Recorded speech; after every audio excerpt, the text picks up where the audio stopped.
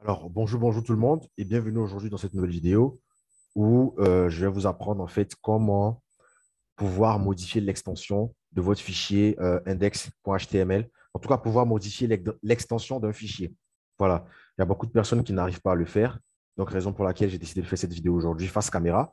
Parce qu'effectivement, il y a beaucoup de personnes aussi qui ont dit qu'ils n'arrivent pas, qui ne m'ont jamais vu, effectivement. Vous entendez ma voix, mais vous ne m'aurez jamais vu.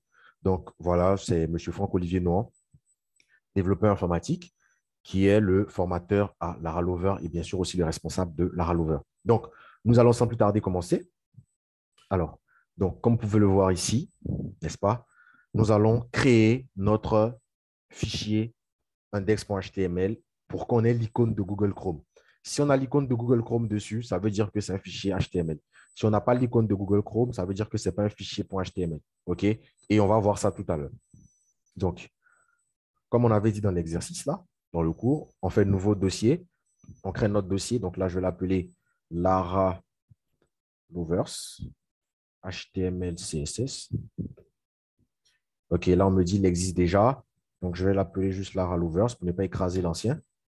Donc, vous l'appelez Lara Lover, HTML, CSS comme ça a été défini. Voilà, vous respectez bien tout ce qui a été défini. Ensuite, on va à l'intérieur de notre dossier. Première des choses qu'on fait, pour ceux qui sont sur Windows 10 et Windows 8, voici la procédure. Donc, ceux qui sont sur Windows 7 et Windows 11, il y a une autre procédure à suivre que je ne vais pas présenter dans cette vidéo, mais que je pourrais vous présenter si vous en avez besoin. Mais dans cette vidéo, je montre la procédure pour ceux qui ont des ordinateurs Windows 10 et Windows 8. Voilà. Donc, pour ceux qui ont Windows 10, Windows 8, lorsque vous allez rentrer dans le fichier Laravel, pardon, lorsque vous allez rentrer dans le dossier Laravel à la racine, voilà, vous allez regarder ici en haut dans les onglets, vous cliquez sur Affichage. Et quand vous allez cliquer sur Affichage ici dans les onglets en haut, vous regardez tout à droite, il y a Extension de nom de fichier. Donc, par défaut, sur certains ordinateurs, c'est décoché. Mais vous, ce que vous allez faire, c'est que vous allez cocher. Donc, vous cochez ici Extension de nom de fichier, comme ça. Si vous ne cochez pas ça, si cette option n'est pas cochée, vous ne pourrez pas modifier vos extensions. Et jamais vous n'allez pouvoir avoir un fichier HTML valide. Donc, qu'est-ce qu'il faut faire? Vous allez ici cliquer sur Extension de nom de fichier pour modifier, bien sûr, n'est-ce pas, pouvoir modifier en fait vos fichiers, pouvoir avoir un index.html qui est valide, n'est-ce pas? Donc, c'est ce que nous allons faire ici. Donc, qu'est-ce que je fais? Là, c'est décoché, donc je coche, donc je reprends. Par défaut, on est sur l'accueil, donc je reprends depuis le début. Je crée mon dossier, je rentre dans le dossier, je viens dans les onglets affichage. À droite, je coche extension de nom de fichier. Une fois que extension de nom de fichier est créée, maintenant, je peux créer mon fichier. Donc, je fais clic droit, nouveau, document texte. Et là, maintenant, je peux écrire index et le point .txt, je le change, je mets point .html et j'appuie sur Entrée. Lorsque j'appuie sur Entrée et que nous avons cette fenêtre-là qui s'affiche, ça veut dire que nous pouvons maintenant modifier notre extension.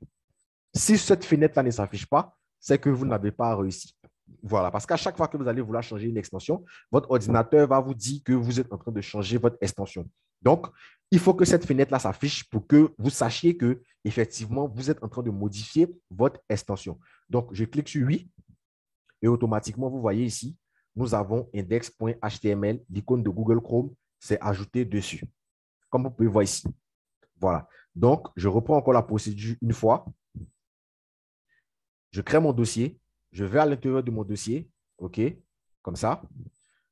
Donc, je vais maintenant dans les onglets, dans le dossier sur affichage. Extension de nom de fichier. Je coche ça. Une fois que c'est coché, je crée maintenant mon fichier en faisant clic droit à nouveau document texte. Donc, j'efface tout, ce qui est par défaut qui est là. Et j'écris maintenant index.html. J'appuie sur Entrée. L'ordinateur me demande si je veux vraiment modifier l'extension. J'appuie sur Oui. Il se peut que lorsque vous allez changer l'extension, même si vous avez réussi à changer l'extension, ce n'est pas Google Chrome qui va s'afficher. Dans ce cas, qu'est-ce qu'il faut faire? Dans ce cas, par exemple, ici, je vais faire exprès de modifier l'icône par défaut. Voilà, je vais faire exprès. Moi-même, voilà, je fais exprès de mettre, par exemple, mon icône par défaut, par exemple, sur VS Code, par exemple. OK. Voilà. Donc, j'ai fait exprès et j'ai modifié moi-même ici. Voilà. Donc, mon icône ici, ce n'est plus, comme on appelle, ce n'est plus mon icône ici, ce n'est plus Google Chrome. Comment faire pour que mon icône soit, bien sûr, l'icône de Google Chrome? Pour faire ça, ce n'est pas compliqué. C'est la même procédure que je viens de faire tout à l'heure.